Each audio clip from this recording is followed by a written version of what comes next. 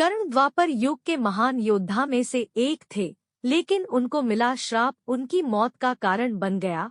कर्ण को उनके जीवन काल में 2 श्राप मिले थे। उन्हें पहला श्राप उनके गुरु भगवान परशुराम ने दिया था, जबकि दूसरा श्राप एक ब्राह्मण ने दिया था। कर्ण को बचपन से ही धनुर्धर बनने की चाहता थी, लेकिन सूत पुत्र होने के कारण कोई उन्हें शिक्षा नहीं देता था।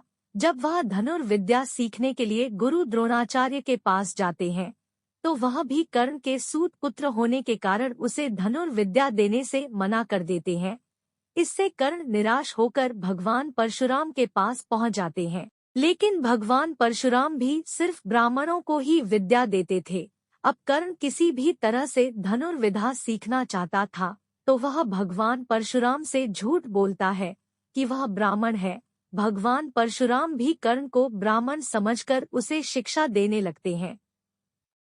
जब कर्ण की शिक्षा खत्म होने वाली होती है, तब एक दिन उनके गुरु भगवान परशुराम दोपहर के समय कर्ण की जंघा पर सिर रखकर आराम कर रहे होते हैं।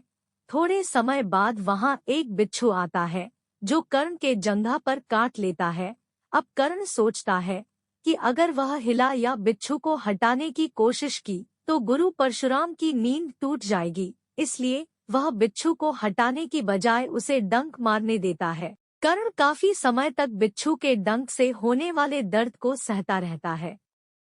फिर जब कुछ समय बाद गुरु परशुराम नींद से उठते हैं, तो वह देखते हैं कि कर्ण के जांघ से खून बह रहा है।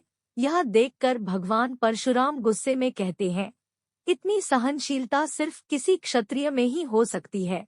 तुमने मुझसे झूठ बोलकर ज्ञान हासिल किया है, इसलिए मैं तुम्हें श्राप देता हूँ कि जब भी तुम्हें मेरी दी हुई विद्या की सबसे ज्यादा जरूरत होगी, उस समय वह काम नहीं आएगी। इससे निराश होकर कर्ण अपने गुरु से कहता है कि वह स्वयं नहीं जानता कि वह किस वंश और कुल का है। ऐसे में वह सारी बातें अपने गुरु परशुराम को बताते हैं। यह जानने के बाद भगवान परशुराम को श्राप देने पर पछतावा होता है, लेकिन दिया हुआ श्राप वापस नहीं लिया जा सकता था, इसलिए वह अपना विजय धनुष कर्ण को वरदान के रूप में देते हैं। इसके बाद कर्ण भगवान परशुराम के आश्रम से विदा लेते हैं। इस घटना के कुछ वर्षों बाद एक दिन कर्ण जंगल में किसी अत्याचारी राक्षस का पीछे रहे होते हैं।